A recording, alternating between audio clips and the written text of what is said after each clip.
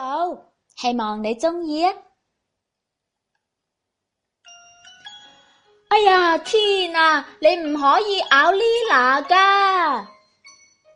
米洛佢喺房間嘅另外一邊好大聲咁樣叫，究竟發生咗咩事呢？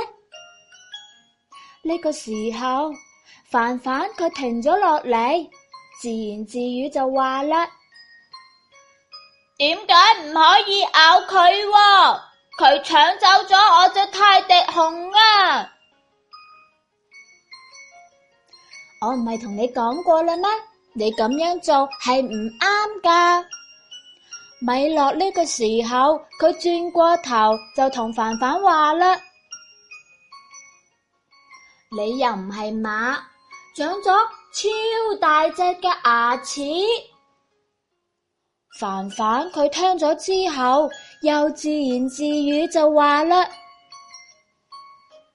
首先係保羅，佢喺我嘅手裏頭攞走咗我嘅畫筆，然後 Lila 佢又過嚟搶走我隻泰迪熊。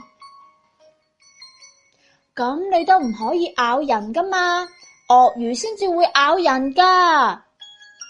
米洛跟住又同佢講，不過呢，凡凡佢又開始自言自語啦。我肚餓啦，都冇人俾嘢食我食嘅。你可唔可以好似隻貓仔咁樣，乖乖咁樣自己玩一陣啊？米洛又繼續同佢講啦。呢個時候，凡凡佢再都聽唔落去啦，於是又自言自語就話啦：好討厭啊！我攰啦，我而家要瞓一陣。不過呢，米洛佢仲係冇停嘴，又同佢講：嗱，你試下諗下，如果你咬咗佢，佢都會有樣學樣，跟住你去咬其他嘅小朋友，而嗰個小朋友呢，都會繼續去咬其他嘅小朋友，咁樣落去係咪沒完沒了啊？無論佢點講呢，凡凡佢仲係自言自語就話啦，就算係咁樣啊，我仲係好想咬佢，好想咬下佢啊，睇下到底會發生啲乜嘢事。嗱，你乖啦！米洛呢個時候就對住凡凡好溫柔咁話啦：你係咪受咗委屈啊？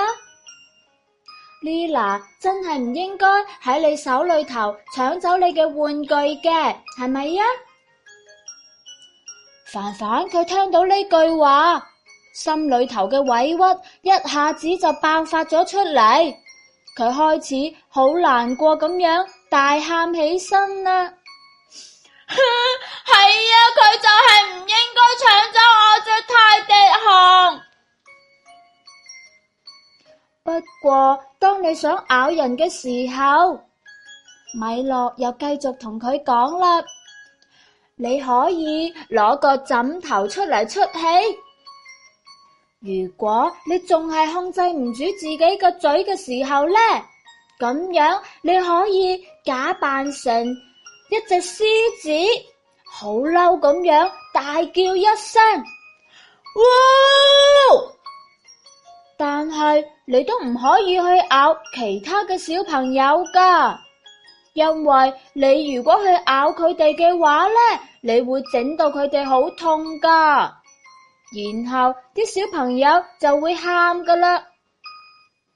你有咩唔開心嘅事呢？可以講俾我聽㗎嘛。嗱，你要記得嘴呢係用嚟食蘋果、食三文治，仲有食西瓜，仲有好美味嘅蛋糕嘅。然後我哋仲可以用佢嚟微笑、講嘢，仲有錫人哋。Lila，你過嚟一下。米洛同佢講完，又向住 Lila 講啦。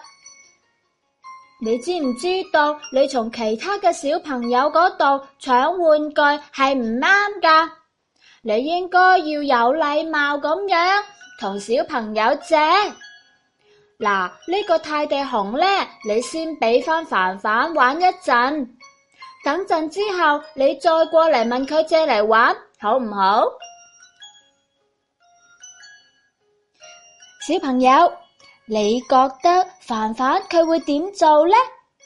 佢係會聽米洛嘅嘢，唔去咬 Lila， 定係佢唔會聽佢講，去咬佢呢？你記得話俾月亮媽媽聽啦。到最後，今日嘅故事講完啦。小朋友，你知唔知道 Lila 佢究竟搶走咗凡凡啲乜嘢呢？ A 係漢堡包，B 係泰迪熊